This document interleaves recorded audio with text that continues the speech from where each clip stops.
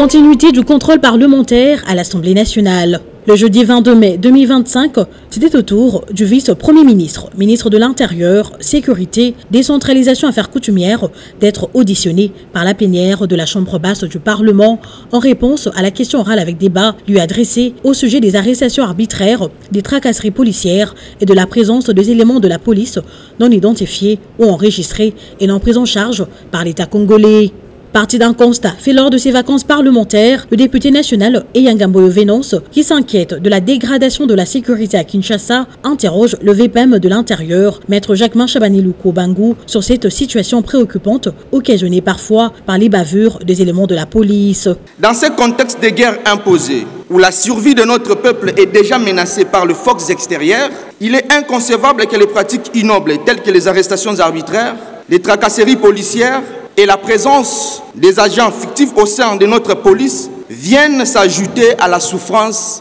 de notre peuple. Ces agissements de la part de ceux qui pourtant sont commis à la protection des citoyens et de leurs biens aggravent la situation et ternissent davantage l'image de notre État et de nos institutions, mais aussi de l'État des droits que nous aspirons à consolider. Répondant à ces questions qui touchent à la survie du peuple, le vice-premier ministre en charge de la sécurité intérieure rassure les élus du peuple de son implication dans la sécurisation de la population et de leurs biens. Ayant fait de la lutte contre les antivaleurs son cheval de bataille, et cela se prouve par le renforcement de capacités de déploiement des inspecteurs sur toute l'étendue du pays en vue de mettre hors d'état de nuire tout policier malveillant, le projet de loi portant réforme de la PNC présentement à la Commission Défense et Sécurité pour examen approfondi constitue une réponse aux questions posées, renseigne maître Jacquemin Chabani. Le gouvernement de la République a initié l'opération Dobo qui se poursuit et aujourd'hui est étendue déjà sur 4 provinces. Elle est étendue concomitamment avec les programmes de lutte contre la criminalité des commissariats de ces différentes provinces. Contre toute attente, cette opération est en train de traquer aussi certains policiers recalcitrants et indisciplinés. En attendant l'adoption par l'Assemblée nationale de la loi de programmation de la mise en œuvre de la réforme de la police nationale congolaise pour la période 2025-2029, le contrôle à l'improviste s'effectue pour mettre la main sur tous les éléments qui s'évertuent à tracasser la population, à opérer des opérations arbitraires et à violer les droits et libertés fondamentaux des citoyens. Mais je reste convaincu que les solutions efficientes à la problématique de la gestion de la police nationale congolaise résident dans l'adoption par l'Assemblée nationale de la loi portant programmation de la mise en œuvre de la réforme de la police nationale congolaise pour la période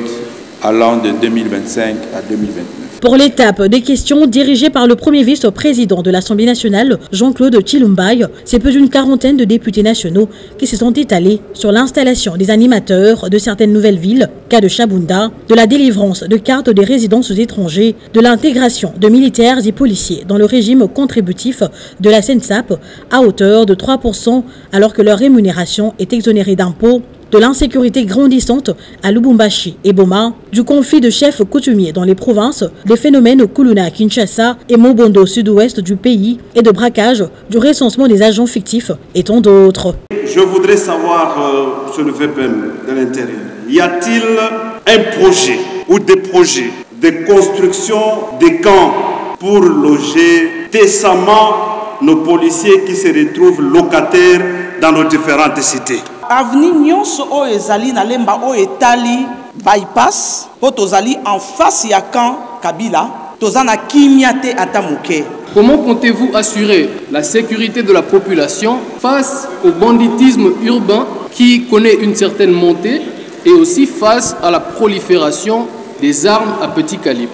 Dans l'optique de satisfaire toutes les préoccupations des élus du peuple, le VPM de l'Intérieur a sollicité un délai de 48 heures, lequel délai lui a été accordé. Précédemment, à l'examen de la question orale avec débat, la représentation nationale a procédé à l'examen et à l'adoption du rapport de la Commission aménagement du territoire, infrastructure, nouvelles technologies de l'information et de la communication relatif au projet de loi de ratification de l'ordonnance loi numéro 25/025 du 5 février 2025 modifiant et complétant la loi numéro 14/011 du 17 juin 2014 relative au secteur de l'électricité telle que modifiée et complétée par la loi numéro 018/031 du 13 décembre 2018 ainsi que l'adoption globale du dit projet de loi. Cette version amendée comporte 2 nouveaux articles insérés. Il s'agit des articles 4B et 97B. À l'entame de cette plénière, le président de l'Assemblée nationale, le professeur Vital Kamerhe, a informé les élus du peuple de la création de 2 commissions pour statuer sur le réquisitoire du procureur général près la Cour de cassation contre le Mineta Constant Moutamba.